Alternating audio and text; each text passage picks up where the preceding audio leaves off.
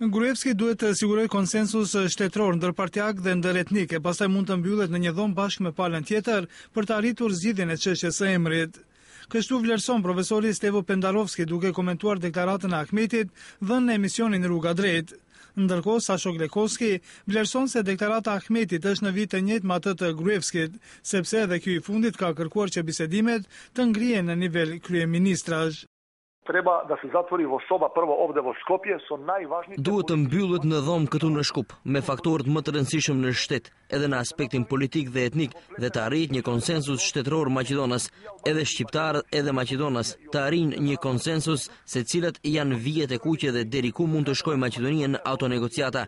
Pasi të arrijë këtë si qendrim shtetëror, jo si qendrim të tij apo qendrim të partisë, i shkruar në program partijak, kur të ketë pas vete konsensusin e fortë shtetëror, mundet të shkojë të mbyllet edhe me grek edhe me amerikan që ta zgjidh problemin. Në këtë moment Gruevski nuk ka konsensus shtetëror për emrin, prandaj pozicioni ynë në ato negociata është i dobët.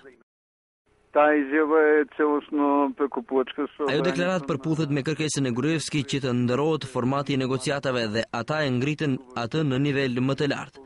Këtu mendoj se përputhen të dy qëndrimet sepse për skaj kryeministrit Gruevski në atë dhomë duhet të mbyllet edhe kryeministri Samaras, pasi problemet e këtij lloji në rast se pozicionet janë afër mund të zgjidhen vetëm me komunikim direkt të njerëzve të përfshirë. Mendoj se të gjitha marrëveshjet e mëdha janë arritur vetëm me komunikim direkt të personave të përqendruar në një kohë dhe një vend. Klekovski shpreh se Ahmeti vetëm me tërheqjen e mbështetjes që ofron partnerit të tij të koalicionit qeveritar rreth çështjes së emrit mund të ndikojë në thellimin e krizës rreth kësaj çështje. Ndryshe nga kjo, Pendarovski nuk shet tentativë të Ahmetit për të përkeqësuar situatën. Përkundrazi, vlerëson se Ahmeti ka dhënë kontributin e tij personal dhe të partisë në zgjidhjen e kontestit. Ndërkohë janë shtuar zëra se moszgjidhja e çështjes së emrit jo vetëm që rrezikon ardhmërinë euroatlantike, por thellon krizën politike dhe e shtyn vendin drejt zgjedhjeve të parakohshme parlamentare.